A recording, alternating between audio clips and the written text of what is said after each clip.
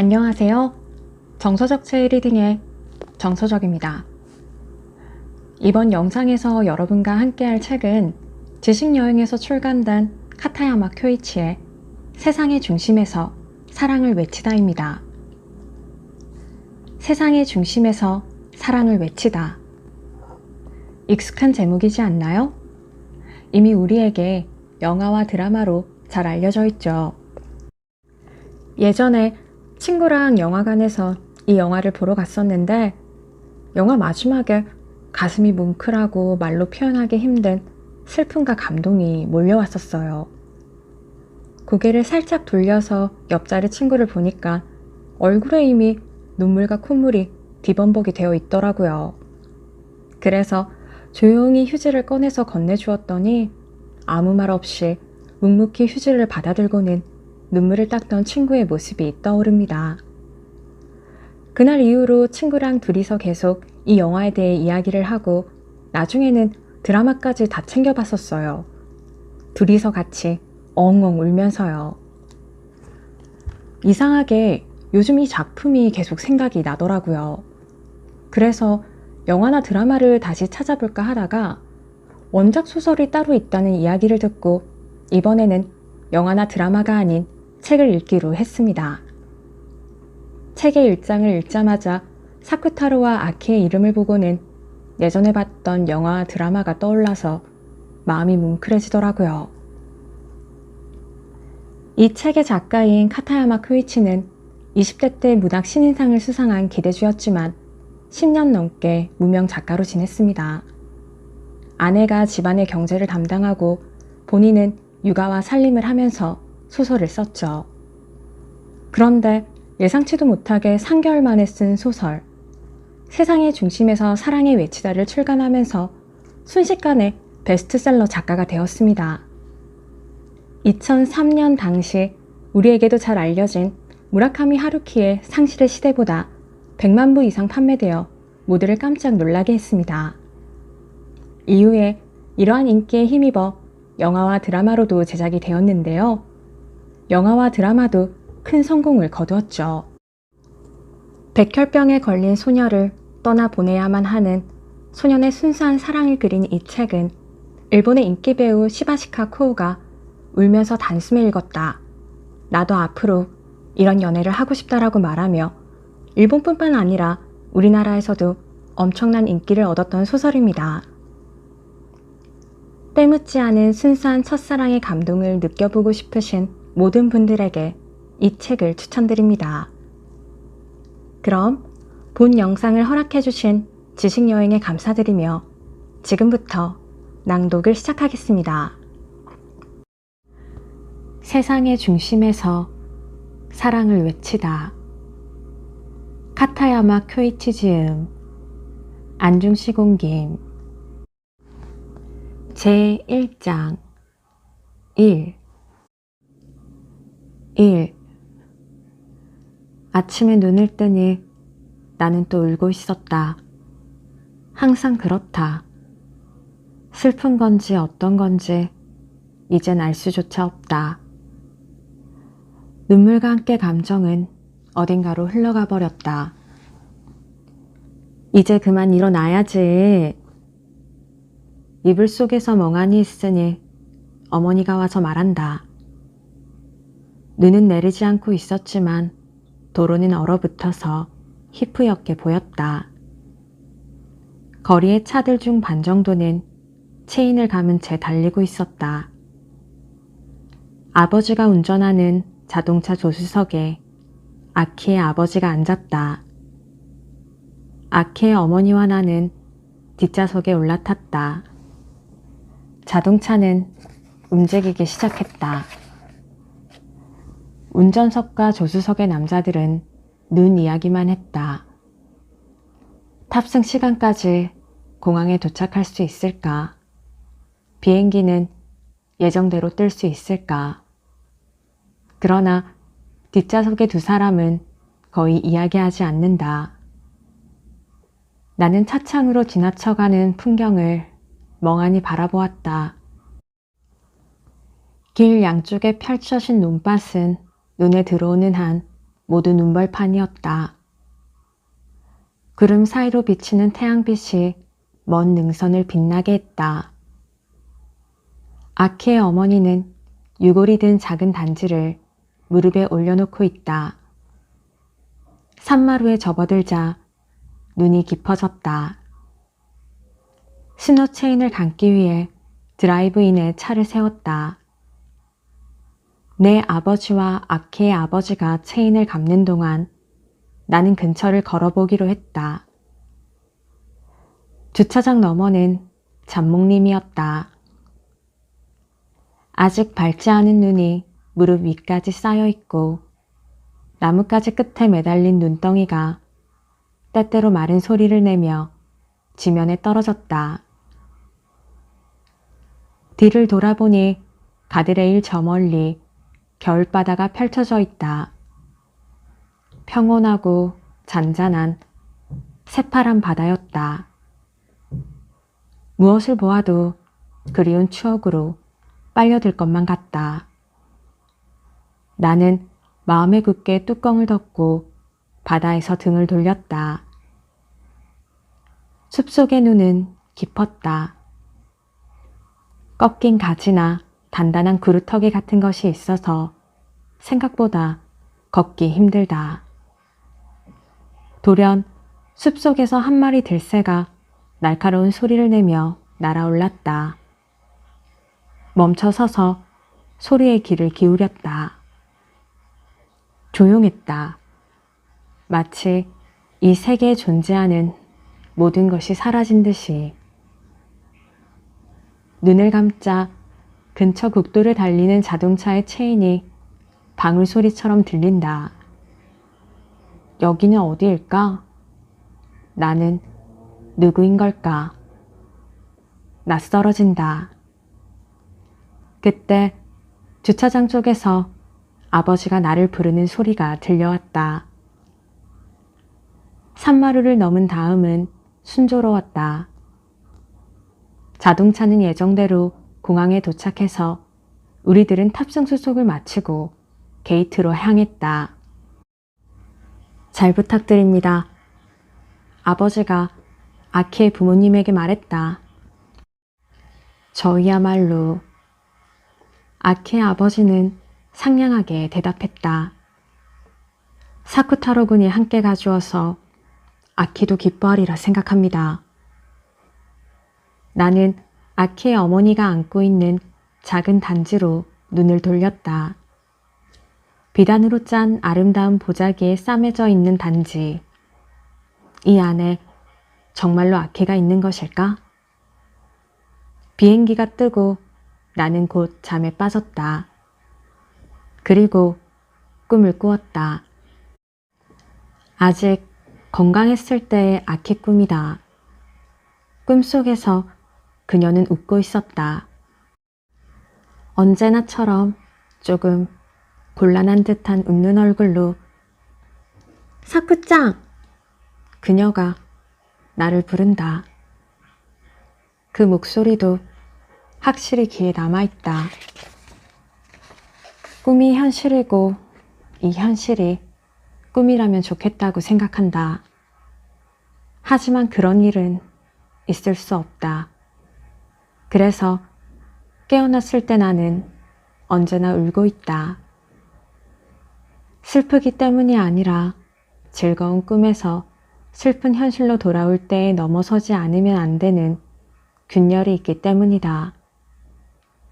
눈물을 흘리지 않고는 그곳을 넘을 수가 없다. 몇 번 해도 안 되는 것이다. 날아오른 곳은 설경이었는데 내린 곳은 한여름에 태양이 내리쬐는 관광도시였다. 케언즈, 태평양에 면한 아름다운 도시. 야자나무가 우거진 산책길, 만의 면에 서 있는 고급 호텔 주위에 숨막힐 듯한 열대 식물의 초록빛이 넘치고 선창에는 크고 작은 크루즈선이 정박해 있다. 택시는 해안을 따라 이어진 잔디밭을 끼고 호텔로 향했다. 많은 사람들이 저녁 무렵의 산책을 즐기고 있었다. 하와이 같네. 아키의 어머니가 말했다. 그렇지만 이곳은 나에게 저주받은 도시로 여겨진다. 모든 것이 4개월 전과 같다. 4개월 동안의 계절이 바뀌어 호주에서는 초봄이 한여름이 되었다. 그것뿐이다. 단지 그것뿐이지만 호텔에서 하룻밤을 묵고 다음날 오전 비행기로 출발하게 되어 있었다. 시차는 거의 없었기 때문에 일본을 출발했을 때의 시간이 그대로 흐르고 있다. 저녁 식사 후 내 방 침대에 드러누워 천정을 올려다보며 멍하니 있었다. 그리고 나 자신에게 말했다. 아키는 이제 없어. 4개월 전에 왔을 때에도 아키는 없었다. 그녀를 일본에 남겨두고 우리들은 이곳으로 수학여행을 왔다. 호주에 가까운 일본의 도시에서 일본에 가까운 호주의 도시로. 이 루트라면 비행기는 연료 보급을 위해 중간에 어딘가 다른 공항에 들릴 필요가 없다. 기묘한 이유로 인해 인생 속으로 비집고 들어온 도시. 아름다운 도시라고 생각했다. 무엇을 보아도 신기하고 기묘하고 신선했다. 그건 내가 보는 것을 아키도 함께 보고 있었기 때문이다. 하지만 지금은 어떤 것을 보아도 아무것도 느낄 수 없다. 나는 대체 여기에서 무엇을 보면 좋은 것일까? 그런 것이다. 아키가 없어졌다는 사실은 그녀를 잃는다고 하는 것은 곧 내가 볼 것이 모두 사라져 버렸다는 것이다. 호주에서도 알래스카에서도 지중해에서도 남극해에서도 전 세계 어디를 가더라도 마찬가지다. 어떤 응대한 경치에도 마음은 움직이지 않으며 어떤 아름다운 광경도 나를 즐겁게 하지 못한다. 보는 것, 아는 것, 느끼는 것. 내가 살아가는 것에 동기를 부여해주는 사람이 없어져 버렸다. 그녀는 더 이상 나와 함께 살아주지 않는다. 불과 4개월. 계절이 한 번 바뀌는 동안의 일이었다. 어이없게 한 사람의 여자아이가 이 세계에서 사라져 버린 것은 60억 인류에서 보자면 분명 사소한 일이다. 하지만 60억 인구가 모여 사는 장소에 나는 더 이상 없다. 내가 있는 곳은 단 하나의 죽음이 모든 감정을 씻어내버린 장소다. 그런 장소에 나는 있다. 아무것도 보지 않는, 아무것도 듣지 않는, 아무것도 느끼지 않는 내가 있다. 하지만 정말로 거기에 있는 것일까? 아주 없다고 한다면, 아예 존재하지도 않는다면 나는 어디에 있는 걸까? 2. 15살에 아키와 같은 클래스가 되기 전까지 나는 그녀의 얼굴도 이름도 몰랐다. 변덕스러운 우연으로 우리들은 9개나 되는 반 중에 같은 반이 되고 함께 남녀 학급위원으로 임명되었다. 학급위원으로서 첫 번째 임무는 새학기가 시작되자마자 다리가 부러져 입원해 있는 오우키라는 같은 반 친구를 문병하는 일이었다. 가는 길에 담임 선생님과 학급 전체가 모은 돈으로 생과자와 꽃을 샀다. 오우키는 다리에 어마어마한 깁스를 하고 침대 위에 누워 있었다. 개학식 다음 날 입원해버린 이 그부를 사실 나는 거의 몰랐다. 그래서 한자와의 대화는 1학년 때 그와 같은 반이었던 아키에게 맡기고 나는 4층에 있는 그의 병실 창문 너머로 보이는 거리를 바라보고 있었다. 내려다 보이는 길은 꽃집, 과일가게, 과자가게 등이 늘어선 아담한 상점가였다. 그 상점 거리 뒤쪽으로 시로야마가 보였다. 실록 사이로 흰 천수각도 언뜻언뜻 모습이 드러난다. 저게 네 성이 마츠모토이고 이름은 사쿠타로지? 그때까지 아키와 이야기하고 있던 오우키가 갑자기 말을 걸어왔다. 맞아. 나는 몸을 돌려 그를 바라보며 대답했다. 그런 거 정말 참을 수 없지? 뭘 참을 수 없다는 건데? 그게 말이야. 사쿠타로라 하면 하기와라 사쿠타로의 사쿠타로잖아. 나는 대답하지 않았다. 내 이름 알고 있니? 류노스케잖아. 그래, 아쿠타가와 류노스케. 그제야 오우키가 말하려고 하는 것을 알아차렸다. 부모가 문학에 심취했었군. 우리 둘 다 말이야. 그는 만족스러운 듯이 끄덕였다. 내 경우는 할아버지야. 네 할아버지가 지은 이름이라고? 그래. 아휴, 귀찮은 얘기지. 그래도 류노스케라서 그나마 다행이다. 어째서? 킨노스케든가였다면 어쩔 뻔했어. 뭐야? 그건 또? 나스메 소세키의 본명이야. 그래? 난 몰랐는데? 만약 네 부모님의 애독서가 나츠메의 마음 같은 거였다면 네 이름은 오우키 킨노스케가 되었을 거라고. 설마. 그는 말도 안 된다는 표정을 지었다. 아무리 그래도 아들한테 킨노스케 같은 이름은 붙이지 않아. 예를 들면 그렇다는 얘기야. 만일 네가 오우키 킨노스케였다고 하자. 그럼 너는 학교 전체의 웃음거리가 되었을걸? 오우키는 조금 심각한 얼굴이 되었다. 나는 계속했다. 너는 그런 이름을 붙인 부모를 원망하면서 집을 뛰쳐나갔을 거야. 그리고 나서는 프로레슬러가 되는 거지. 왜 하필 프로레슬러야? 오우키 킨노스케라면 프로레슬러밖에 될 수 없을 것 같은 이름이잖아.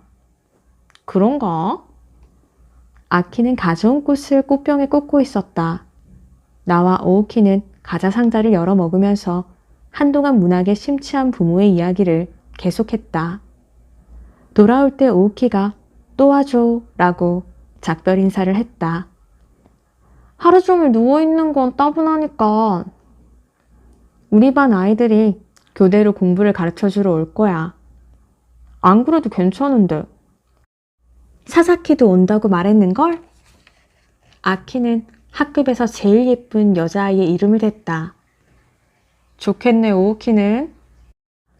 내가 놀리자 쓸데없는 소리 말라며 쑥스러운 웃음을 짓는다. 병원에서 나오는 길에 나는 문득 생각이 나서 시로야마에 올라가 보지 않겠냐고 아키에게 말했다. 방과 후 활동에 얼굴을 내밀기에는 너무 늦은 시간이고 집으로 간다고 해도 저녁 때까지는 아직 시간이 있다. 그녀는 좋아하며 선뜻 따라 나섰다. 시로야마의 산길 입구는 북쪽과 남쪽 두 군데에 있다. 우리들이 오르기 시작한 곳은 남쪽이었다. 북쪽에 있는 것이 정문이고 이쪽은 뒷문에 해당하기 때문에 길이 좁고 험해서 등산객도 적다. 도중에 공원이 있고 거기에서 두 개의 등산로가 합류하게 되어 있다. 우리들은 별다른 이야기도 하지 않으면서 천천히 산길을 올랐다.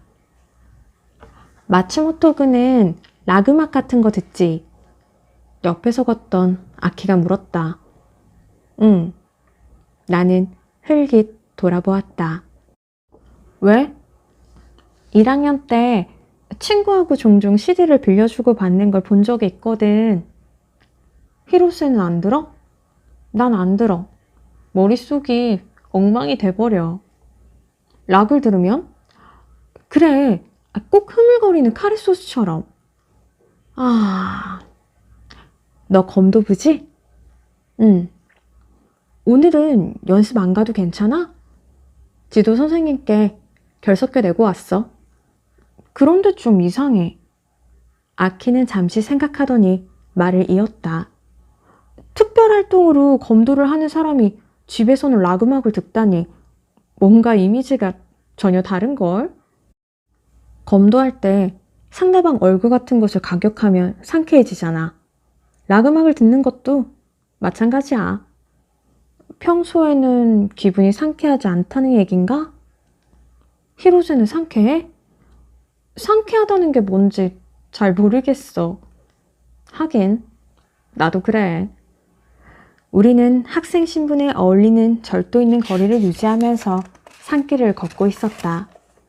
그런데도 그녀의 머리에서 샴푸 냄새인지 비누 냄새인지 어렴풋이 달콤한 냄새가 감돌았다. 코가 떨어져 나갈 정도로 지독한 땀 냄새가 밴 검도용 도구의 냄새와는 하늘과 땅 차이다. 이런 냄새를 1년 내내 몸에 감고 살면 락을 듣고 싶어 하거나 죽도록 다른 사람을 때리고 싶어 하는 기분은 들지 않을지도 모르겠다. 올라가는 돌계단은 모서리가 둥글게 닿고 여기저기 이끼가 끼어 있었다. 돌계단 주변의 바닥은 붉은 흙으로 1년 내내 습기가 차 있는 것처럼 보인다. 갑자기 아키가 발을 멈추었다. 수국이다. 보니 산길과 오른쪽 절벽 사이에 한 무리의 수국이 무성한 잎을 달고 있었다. 벌써 10엔짜리 동정만한 아기 꽃들이 잔뜩 달려있다. 나는 수국을 참 좋아해. 그녀는 황홀해진 표정으로 말했다. 꽃이 피면 함께 보러 오지 않을래? 좋아. 나는 조금 조급하게 어쨌든 꼭대기까지 올라가 보자 라고 말했다. 3. 우리 집은 시립도서관 부지 안에 있다. 본관에 인접한 2층의 하얀색 서양식 별관은 거의 궁정시대의 무도회장이나 다이쇼기의 건물 같은 종류이다. 진지하게 말하자면 이 건물은 시문화재로 지정되어 있어서 거주자가 멋대로 개수공사 등을 해서는 안 되는 건물이다. 문화재로 지정된 건물에 살고 있다면 그럴듯하게 들리지만 살고 있는 쪽에서 보자면 오히려 불편하기만 할 뿐 특별할 것은 하나도 없다. 할아버지는 노인이 살기에는 불편한 집이라고 하시며 혼자서 지체 없이 중고 맨션으로 옮겨버렸다. 노인에게 불편한 집은 누구에게라도 마찬가지로 불편한 법이다. 별난집에 살고 싶어하는 별난면은 아버지의 쥐병 같은 것으로 내가 보기에는 어머니에게도 같은 증상이 상당히 진전된 것으로 보인다. 자식에게는 아주 성가신 일이다. 어떤 인연으로 우리 가족이 이 집에서 살게 되었는지는 알지 못한다. 아버지의 별난 성격을 제외하면 아마도 어머니가 도서관에 근무하고 있는 것과 관계가 있을 것이다. 그렇지 않으면 예전에 그럭저럭 의원을 하셨던 할아버지의 연고 때문이든가. 어느 쪽이든 이 집에 얽힌 과거에는 별로 관심이 없었기 때문에 일부러 물어본 적은 없다. 집과 도서관 사이의 간격은 제일 가까운 곳이 3m밖에 떨어져 있지 않다. 2층 내 방에서 도서관 창가 자리에 앉아있는 사람의 책을 함께 읽을 수 있을 정도라면 가장일까? 이래봬도 나는 효자이기에 중학교에 들어갈 무렵부터 오후 클럽 활동이 한가할 때는 어머니를 돕곤 했다. 예를 들면 토요일 오후나 일요일, 공휴일처럼 이용자가 많은 날에는 대출 카운터에서 책의 바코드를 컴퓨터에 입력하거나 반납된 책을 외건에 쌓아서 서가의 제자리에 꽂아놓는 등 은하철도만의 존반이 못지않게 부지런히 일했다. 물론 엄마만 있는 가정도 아니고 자원봉사를 하는 것도 아니기 때문에 일당은 받는다. 그 돈의 대부분이 CD 구입 자금이 되었다. 나와 아키는 그 후에도 남녀 학급 위원으로서 더함도 덜함도 없는 관계를 유지하고 있었다. 함께 있을 기회는 많았지만 그렇다고 특별히 이성으로 의식한 적은 없었다. 오히려 너무 가까이 지냈기 때문에 아키의 매력을 깨닫지 못했는지도 모른다. 적당히 귀엽게 생긴 얼굴에 성격도 좋으며 공부까지 잘하는 그녀의 팬은 우리 반 남학생 중에도 수가 꽤 되었다. 정작 나는 알지 못하는 사이에 그들의 질투와 반감을 사는 처지가 되었다. 가령 체육 시간에 농구나 축구를 하면 반드시 의도적으로 내게 부딪혀 오거나 다리를 걷어차는 녀석이 있다. 노골적인 폭력은 아니지만 상대방의 악의는 충분히 전해진다. 처음 얼마간은 그 이유를 전혀 알 수 없었다.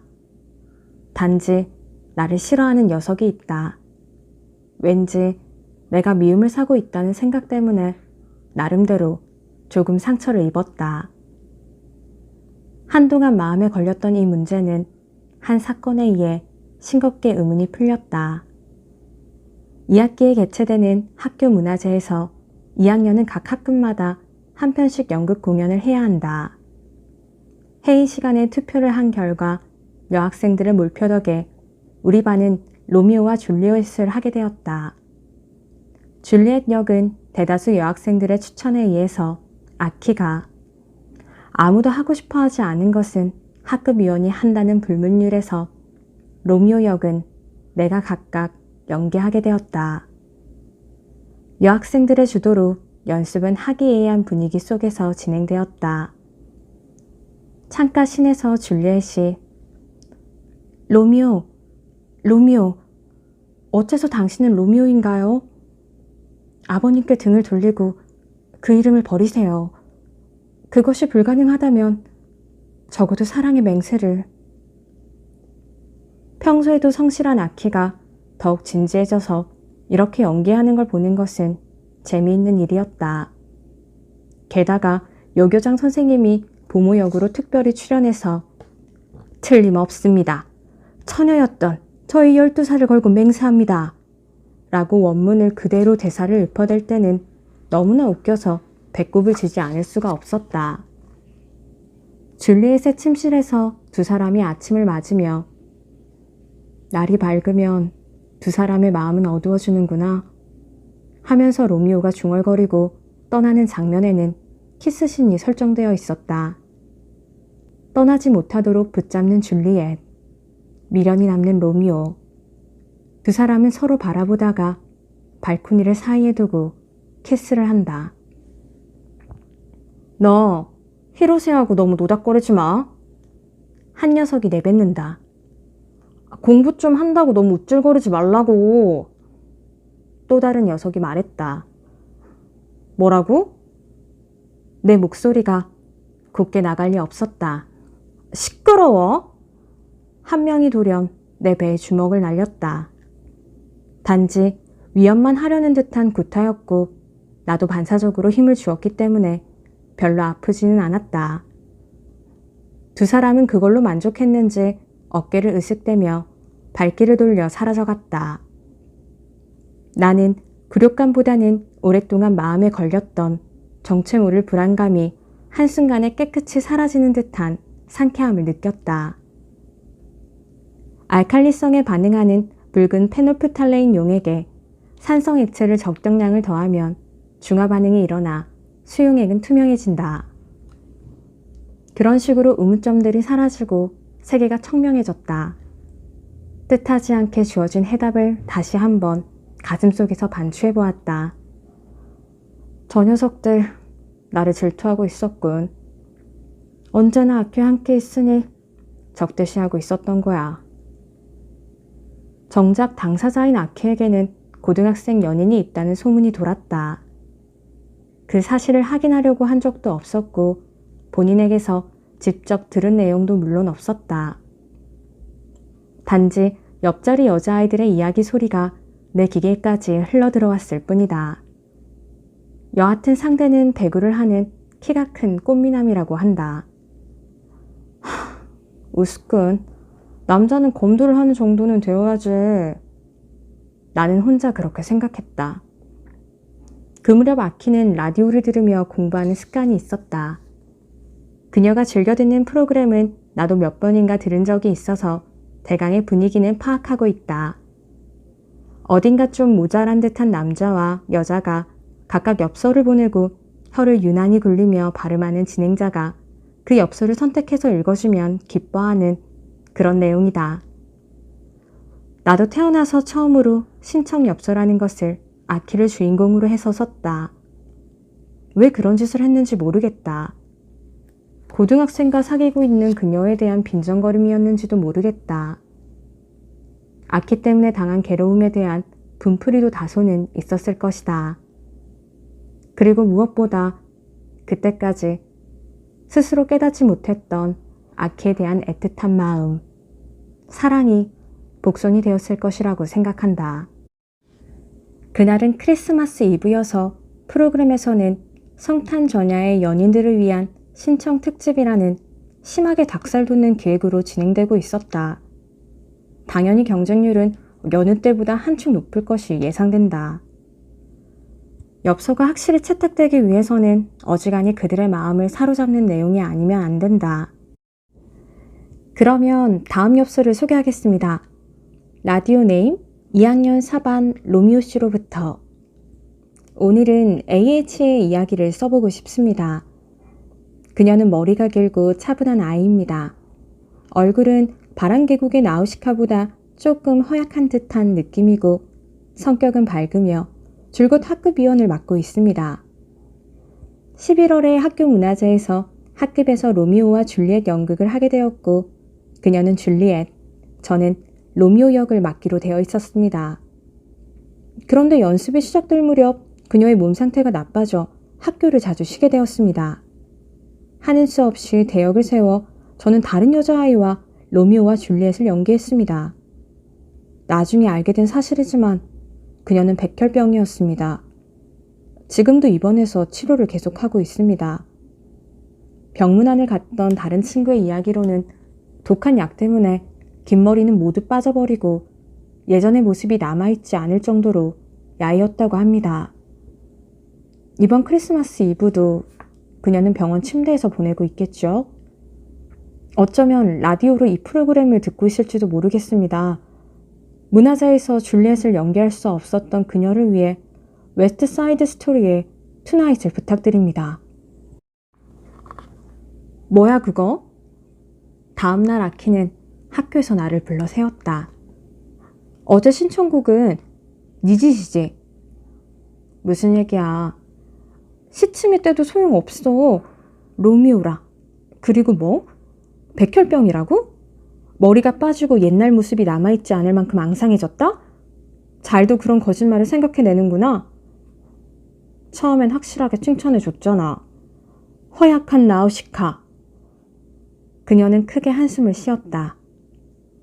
마츠모토, 나에 대해서 꾸며 쓰는 건 아무래도 상관없어. 하지만 세상에는 실제로 중병으로 괴로워하고 있는 사람들이 있잖아.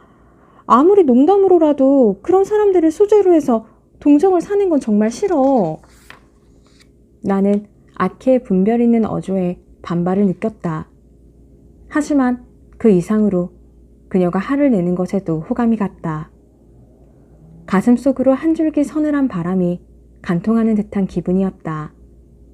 그것은 아키에 대한 호감과 함께 처음으로 그녀를 이성으로 보고 있는 나에 대한 만족감이 가져다주는 상쾌한 바람 같기도 했다.